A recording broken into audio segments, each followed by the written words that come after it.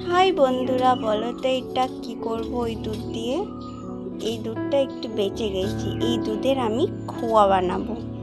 আপনারা দেখতে থাকুন কি করে খোয়াটা বানাই, ঠিক আছে। সবার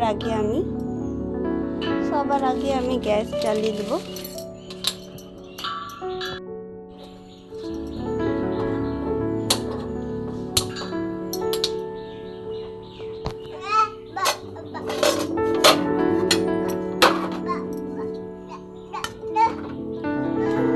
কড়াইটা জ্বালিয়ে দিলাম।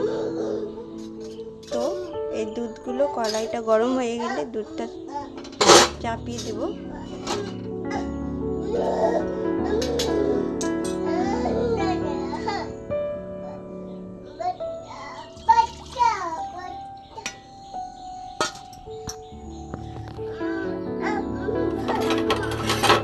এই দুধটা যতক্ষণ খোয়া তৈরি না হচ্ছে এভাবে নেড়ে যাব, কিন্তু খোয়া বানাতে গেলে দুধটা জাল দিয়ে রাখলে হবে না, কিন্তু নাড়তে হবে। না নাড়লেই তো দুধটা পুড়ে যাবে আর খোয়া তৈরি হবে না, কড়াইটাও পুড়ে যাবে, দুধটাও পুড়ে যাবে। তো এভাবে করে আধা ঘন্টা ধরে সেটা ভালো করে নাড়তে থাকবো, দুধটাও গরম হবে।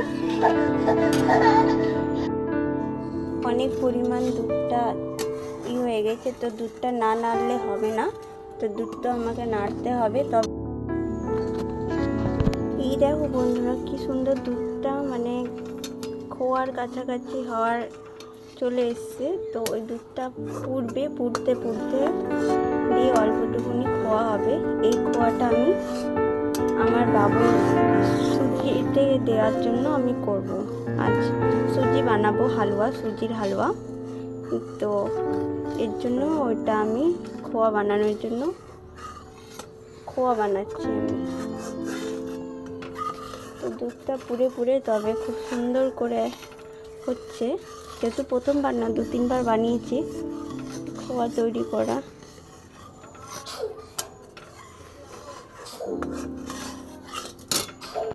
কম বেশি খোয়া হওয়ার কাছাকাছি। এই দেখো খোয়া কি সুন্দর হয়ে গেছে, খুব সুন্দর হয়েছে। অল্পটুকুনি দুধে খোয়া, এই যে হয়ে গেছে খোয়া, আপনারা দেখতে পাচ্ছেন। এই দেখো খোয়া। গ্যাসটা বন্ধ করে দিই।